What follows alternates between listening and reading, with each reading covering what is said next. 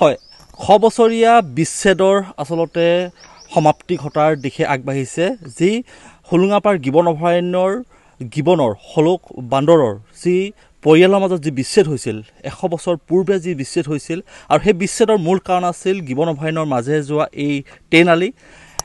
এটা যদি এ কম্পাৰ্টমেণ্টটো এফালে থাকি গ'ল আৰু বি কম্পাৰ্টমেণ্ট এফালে থাকিলে আৰু যাৰ ফলত গিবনৰ মাজত হলবান্দৰৰ মাজত যেটো বিচ্ছেদ হ'ল তাৰ পাছৰ পৰাই তেওঁলোকৰ বংশবৃদ্ধি আসলতে হ্ৰাস পোৱাৰ বুলি বিভিন্ন সময়ত চৰ্চিত হৈ আহিছিল হলবান্দৰৰ যি যেনে ধৰণৰ বৃদ্ধি পাব লাগিছিল প্ৰজনন বৃদ্ধি পাব কিন্তু নোহোৱাৰ এক আসলতে তথ্য প্ৰকাশ পাইছিল এনে সময়ত কিন্তু এই অভয়াৰণ্যখনলৈ এক সুখবৰ আহিছে আমি দেখাবলৈ যত্ন কৰিছো যেহেতু বন বিভাগ আৰু ৰেল বিভাগে পূৰ্বতেও চেষ্টা কৰিছিল যে দুইটা কম্পাৰ্টমেণ্টৰ মাজত সংযোগ হ'বৰ কাৰণে তেওঁলোকে কেনপি তেওঁলোকে কৃত্ৰিমভাৱে স্থাপন কৰিছিল কিন্তু শেহতীয়াকৈ জাৰ্মানীৰ পৰা অনা বিশেষ ৰছীৰে এনেদৰে দেখিছে মই স্ক্ৰীনত দেখুৱাই আছো কেনপি প্ৰস্তুত কৰিছে যাৰ যোগেদি দুইটা কম্পাৰ্টমেণ্টৰ হলৰ মাজত আসলতে সম্পৰ্ক হ'ব আৰু তাক লৈ এটা যথেষ্ট আশাবাদী হৈছে প্ৰকৃতিপ্ৰেমীসকল মই পিনাক পানী বৰঠাকুৰ মই তেওঁৰ পৰা জানিব বিচাৰিম এই আজি আসলতে কেনপি প্ৰস্তুত কৰিছে বন বিভাগ আৰু ৰেল বিভাগে লৈ আপোনালোকে প্ৰকৃতিবিদ হিচাপে কেনেকুৱা কি আশা কৰিছে হয় বহুদিনীয়া অপেক্ষাৰ এটা অন্ত পৰিছে আসলতে এই কামটো বহুত বছৰ আগতে কৰিব লাগিছিলে বন বিভাগ বা ৰেল বিভাগে যদি অকমান গুৰুত্ব দিলেহেঁতেন এই কামটো আসলে বহুত আগতে কৰিব লাগিছিলে আপোনালোকে দেখিছে দুডাল উন্নত মানদণ্ডৰ ৰছী আনি তেওঁলোকে ইয়াত সংযোগ কৰিছে যাতে 1 নম্বৰ কম্পাৰ্টমেণ্টৰ থকা গিবনখিনি 2 নম্বৰ বা 3 নম্বৰ কম্পাৰ্টমেণ্টলৈ যাব পাৰে আমি আশাবাদী এইটো সাকসেস হয় বা নহয় মই এইটো একো নকওঁ আমি আশাৰে বাট চাই আছো আৰু আমি আমাৰ দৃষ্টিগোচৰ হৈছে গিবনগিটা এই ৰছীগিডালৰ ওচৰলৈ আহিছে আৰু খুব সোনকালে মই ভাবিছো 1 নম্বৰ কম্পাৰ্টমেণ্টত থকা গিবনখিনিয়ে 2 নম্বৰ কম্পাৰ্টমেণ্টলৈ আহিব পাৰিব নিশ্চয়কৈ এটা কথা দৰ্শকসকলক জ্ঞাতাৰ্থে জনাই থওঁ যে গিবন বা হলবান্দক কেতিয়াও মাটি লৈ নানামে আৰু যিহেতু এইটো এটা সম্পূৰ্ণ গিবনখনৰ মাজে যোৱা এটা সম্পূৰ্ণ ৰেল পথ আৰু সেইবাবে আচলতে গিবন কেতিয়াও ইয়াৰ মাটি লৈ নানামে আৰু এইফালৰ গিবনখিনি এইফালে থাকি গ'ল আৰু এইফালৰ গিবনখিনি এইফালে থাকি গ'ল আৰু গিবনৰ এটা বৈশিষ্ট্য হৈছে গিবনে কেতিয়াও পৰিয়ালৰ মাজত তেওঁলোকৰ সংখ্যা বা তেওঁলোকৰ সংখ্যাৰ নকৰে বা তেওঁলোকে কোনো ধৰণৰ তেওঁলোকৰ মিলন নহয় আৰু সেইবাবে যিহেতু এইফালৰ পৰিয়ালৰ যিখিনি গিবন আছে তেওঁলোকৰ নিজৰ মাজত কেতিয়াও তেওঁলোকে সম্পৰ্ক স্থাপন নকৰে সেইবাবে তেওঁলোকৰ যেটো সংখ্যা বাঢ়িব লাগে হেতু ৰুট হৈ গৈছিল আৰু বৰ্তমান যেহেতু এনেকুৱা এটা সময়ত বন বিভাগে আমি পূৰ্বতে দেখিছিল যে কিছু দূৰত এখন লোহাৰৰ ফ্ৰেমেৰে তেওঁলোকে এখন দলং বনাইছিল কিন্তু হেখন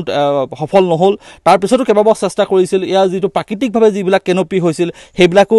সংযোগৰ যোগেদিও গিবন যাব নেকি বা পাৰ হ'ব নেকি এনেকুৱা ধৰণৰ চিন্তা চৰ্চা কৰিছিল আৰু শেহতীয়াকৈ যি আসলতে ৰেল বিভাগৰ এক পৃষ্ঠপোষকতাতে প্ৰায়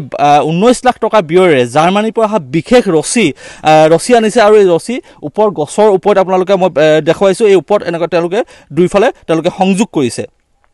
আৰু এটা কথা উল্লেখ কৰিব লাগিব যে তাত তেওঁলোকে ট্ৰেকাৰ লগাইছে কেমেৰা তাত তেওঁলোকে সংলগ্ন কৰিছে বিশেষ উন্নত মানদণ্ডৰ কেমেৰা তেওঁলোকে সংযোগ কৰিছে এই গোটেই কথাখিনি আৰু জানিব বিচাৰিম ইয়াত কেমেৰা সংযোগ কৰিছে বুলি কৈছে আৰু কি ধৰণৰ কেনেকুৱা ধৰণৰ কি মানে কেমেৰাটো এইটো কাৰণে সংযোগ কৰিছে যে কোনটো সময়ত কিমান দিনৰ পিছত তেওঁলোকে মানে ক্ৰছ কৰিব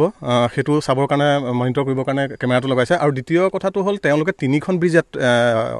সংস্থাপন কৰিছে আৰু মই আশাবাদী মানে কোনোবা এখন নহয় কোনোবা এখন ব্ৰিজেৰে হয়তো ক্ৰছ কৰিব আৰু মানে এইটো আমাৰ কাৰণে বৰ মানে সুন্দৰ এটা মানে কথা হৈছে আৰু আপুনি কেনেকুৱা ভাবে আৰু কিবা তেনেকুৱা ধৰণৰ সংযোগ কৰিব লাগিছে প্ৰাকৃতিক লতা চটা তেনেকুৱা দিয়া আমাৰ ইয়াতে গিবনতো যথেষ্ট সংখ্যক লতা আছে খুব সোনকালে বাঢ়ি যায় সেই লতাবোৰ যদি আমাৰ যিবোৰ গছত তেওঁলোকে ৰছীগিডাল সংযোগ কৰিছে সেই তাৰ তলত যদি লগাই দিয়া হয় আৰু কেনেবাকে যদি গৈ পেলাই ৰছীগিডাল